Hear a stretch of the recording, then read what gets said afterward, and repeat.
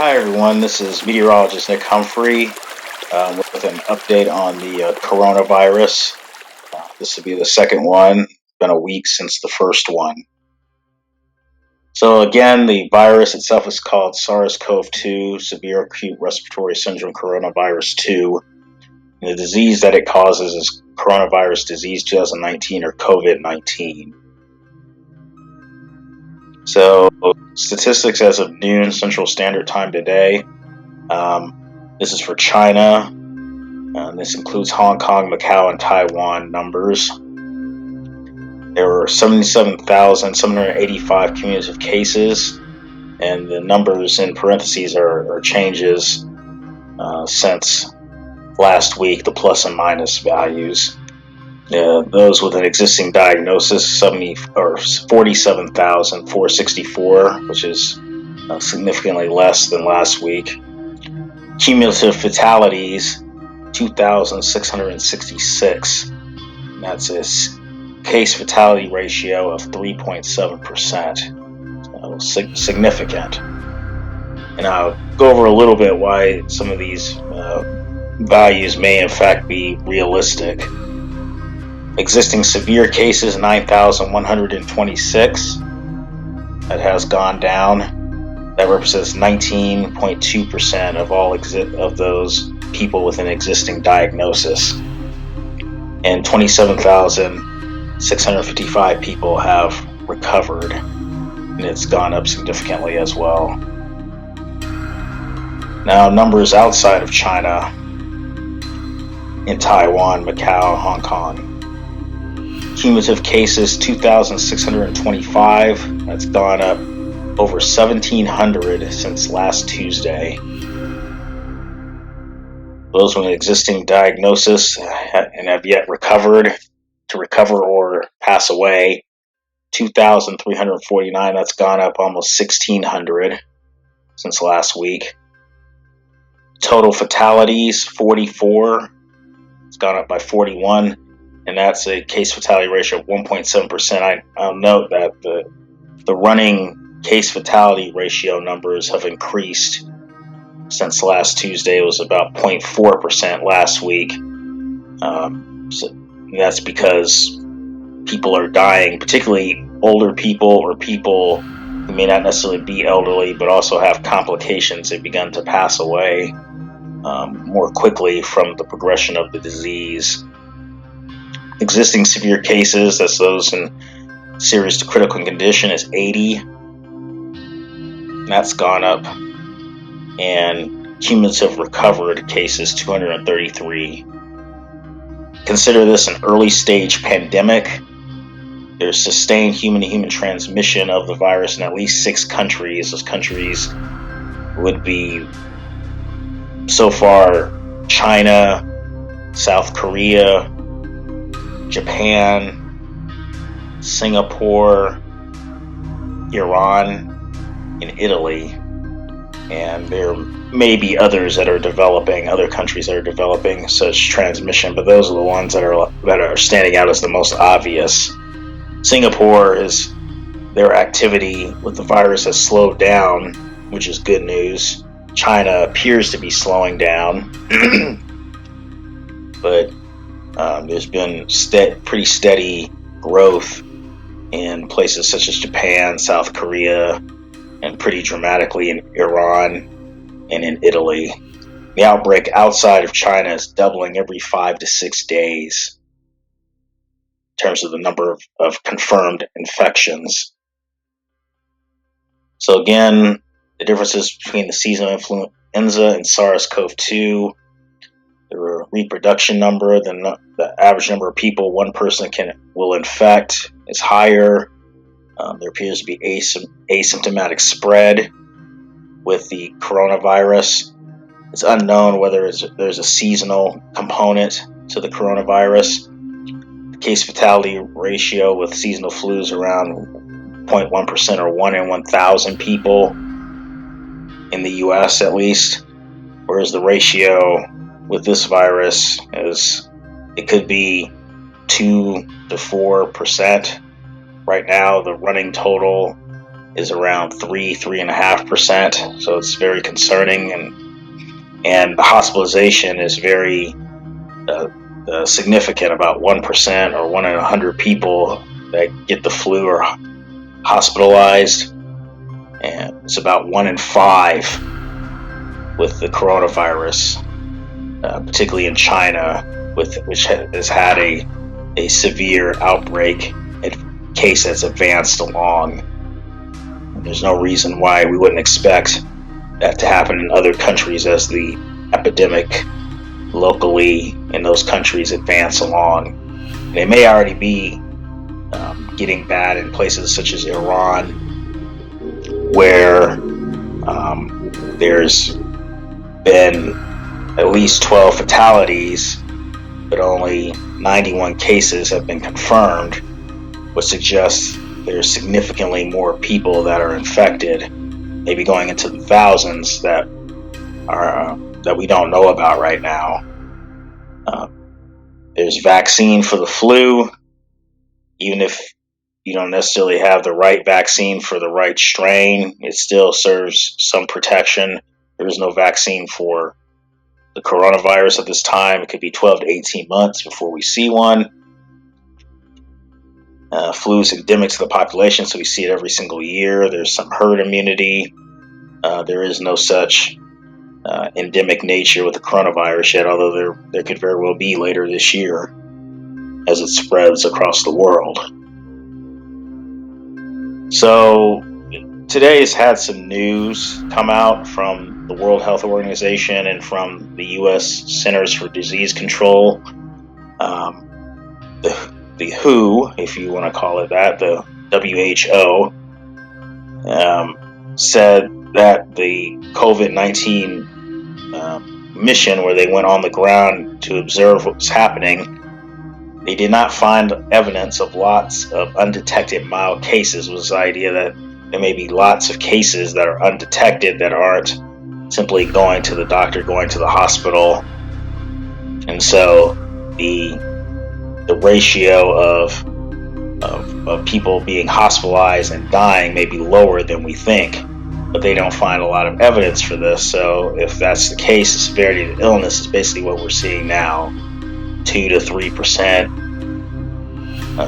CFR, hopefully not higher than that, and at least 20% or 1 in 5 people are being hospitalized for this illness, which is just a tremendous amount of people.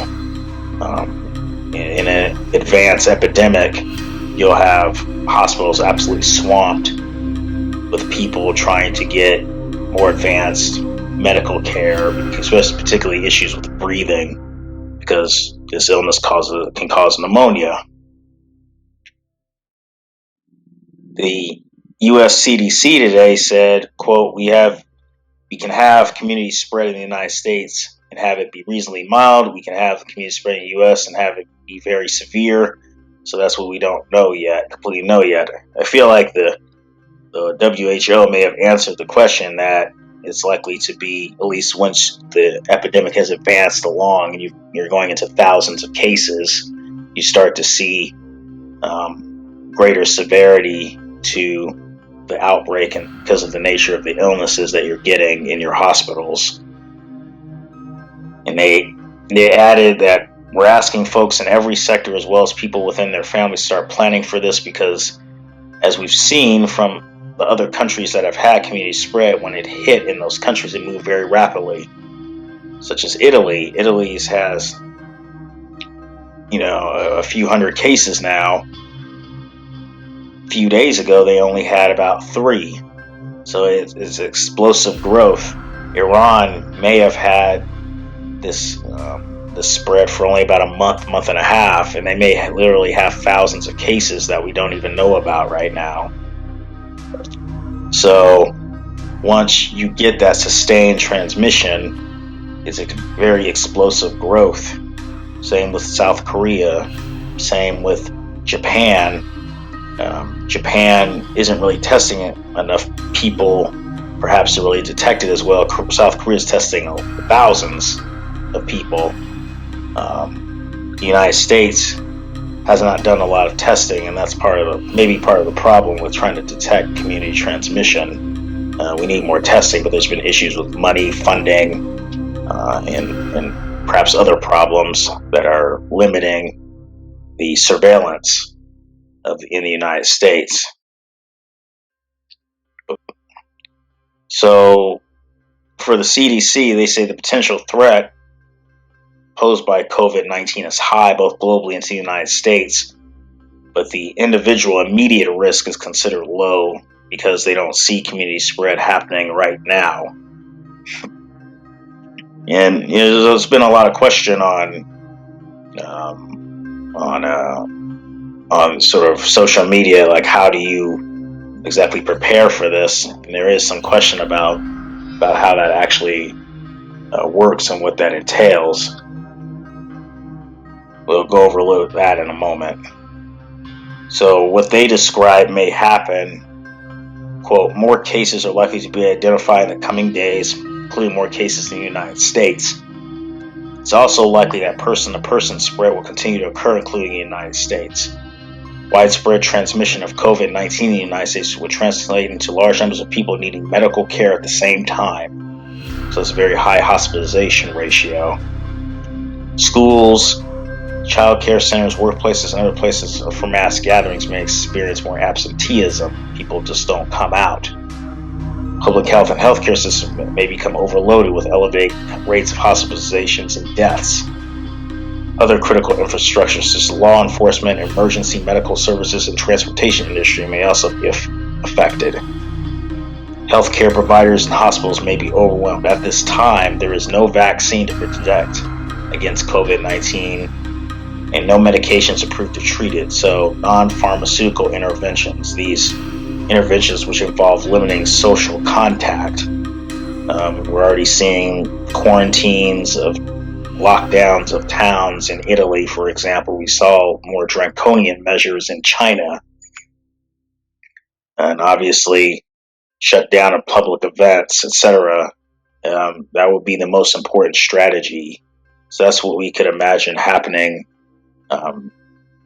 realistically in the United States if we start having more cases. And I am concerned about how easily we'll be able to detect community spread. It may not occur because of the limited testing we've been having and issues with test kits and everything else. May not know until we get a cluster of cases that start to swamp a local hospital system. Then we know it's happening at that point. But it's hard to know exactly how this may evolve. Now, I wanted to bring this up. This was a doctor, I'm trying to pronounce it correctly, a virologist, someone that studies viruses, talking about the CDC's discussion of social disruption. And she suggested that the type of language, which I don't know if it implies it, it's pretty explicit. Social upheaval is not a way to get people to go about planning, preparing calmly. I personally thought the language the CDC used today was quite accurate. I mean, that's what's happening in other countries. The reason it's happening in other countries is because it's the only way to limit or slow down the spread of the disease. You have to get the transmission or the reproduction number, below 1. In order to where one person on average is spreading it to less than one person, and the only way to do that is to shut down things, lock things down, close schools, close businesses, not come out of your home very often. And they're just being real that that's the reality of the situation. Which is kind of refreshing coming from a government agency that this is what's going to happen if you have what's happening in China or in Italy or in Iran or in Japan happen in the United States.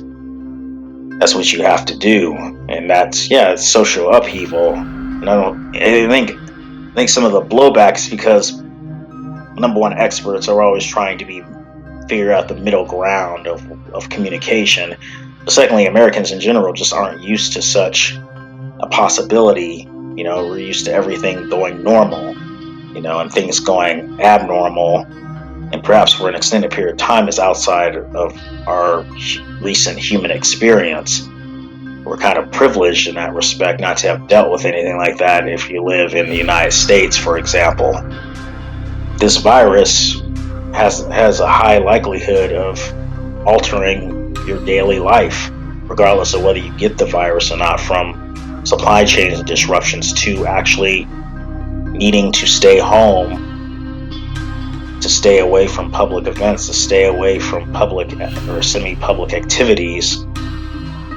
And I think it's time to sort of bring that into the window of reasonable discussion. That's seriously what one has to do or be prepared to do. Now, as I said a few minutes ago, there is an issue of and the CDC needs to do a better job, I think, of communicating this, or local public health agencies. What do people actually do to prepare? Do you prepare for emergency supplies for a couple weeks, a month? What do you do? What do you get? I think for most people, just being able to even plan for a week or 2 weeks is something that they likely have not done before. I find a lot of people don't really plan for natural disasters. I personally have extra food, extra emergency medical supplies. I'm thinking about getting more over-the-counter medications, getting extra supply, if possible, of prescription medication to be able to prepare for the fact that I may not be able to go out regularly anymore, either because of a voluntary or mandatory lockdown of my area if there is an outbreak in my area. And that just may be reality, particularly for me, because I would personally consider myself a higher risk from getting more seriously ill from this virus based on what the virus has done to other people. I'm not obviously old, I'm not in my 70s, 80s, 90s, but I do have a medication that I take that compromises my immune system. I have asthma, which is bad news with pneumonia. So if I start seeing cases appearing relatively close to me and I have to decide what relative is, I'm going to have to decide whether it's time to take measures even before the government tells me to, in order to protect my own health and the health of my family as well. I have a small child. Children seem to be less affected by the illness, but I don't want to take that chance. Everyone's going to have to make these kind of decisions, but in order to even discuss those things, you have to have real discussion over the threat, and then also just the fact that you need to have at least basic preparation measures of any kind, even if you can't afford to do a lot for yourself. Some people are poorer than others, have less resources than others. Anything is better than nothing, and obviously you hope the government has some planning of its own behind it to help protect its people or help its people. There's been sort of mixed thinking about exactly how well the U.S. government is doing in that respect because of budget cuts and everything else. So, that's the best you can do. Try to plan to the best of your ability for as long as possible without having a government there to back you up, or business to back you up, because businesses may close for some reason. Is that massive social upheaval? Yeah, it is. But welcome to the real world. We're not insulated from these kind of events that can disrupt your life, your maybe comparatively comfortable life compared to somebody in another poor country. So here's just some of my sources that are the same. They're exactly the same as the previous video from last week. And obviously they'll be in the YouTube YouTube, linked in the YouTube video as well. So that's all I have on the COVID-19 coronavirus. Thanks for watching.